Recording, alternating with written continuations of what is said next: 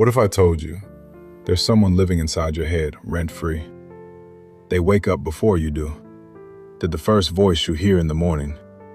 They remind you of every embarrassing moment from 2009. They whisper you're going to fail right before you try something new. And here's the terrifying part. You put them there. Psychologists call it negative self-talk. But let's be real, it's not just talk. It's a full-time tenant in your mind, eating your confidence, sleeping in your hope, and leaving the lights on at 3 a.m. while you stare at the ceiling. Studies from the National Science Foundation suggest the average person has between 12,000 and 60,000 thoughts per day. Up to 80% of them negative, and 95% are the exact same thoughts as yesterday. You're not broken, you're running a loop. Here's what your brain is actually doing. Your mind has a built-in threat detector called the amygdala. It evolved to keep you alive, away from predators, danger, death. It scans every situation for risk, but your brain doesn't know the difference between a lion chasing you and a text message left on read. To your nervous system, both are emergencies. So it fires, it floods you, cortisol, anxiety, worst-case scenarios on repeat.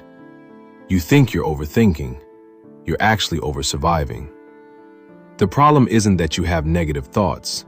The problem is that you believe every single one of them. Here's what the most mentally resilient people in the world figured out. You are not your thoughts. You are the observer of your thoughts.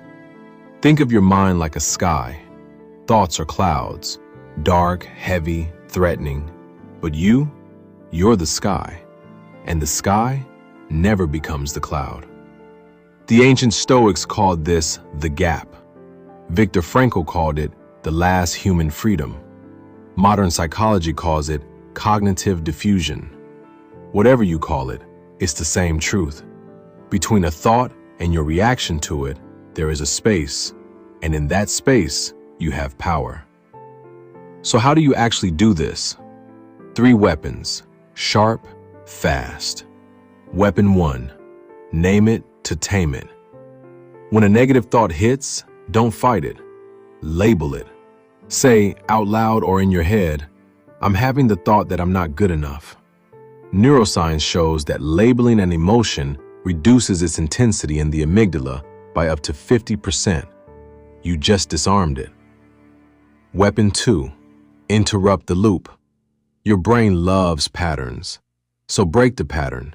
Stand up, splash cold water, say a random word out loud.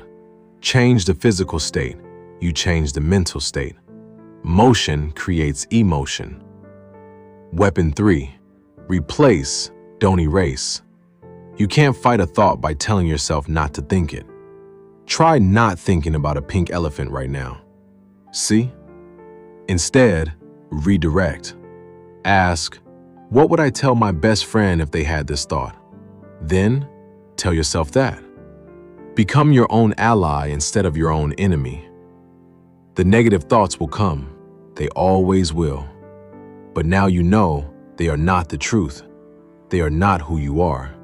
They are just weather passing through a sky that has always been and will always be still. You don't have to silence your mind. You just have to stop letting it run your life. The tenant is loud, but you own the house.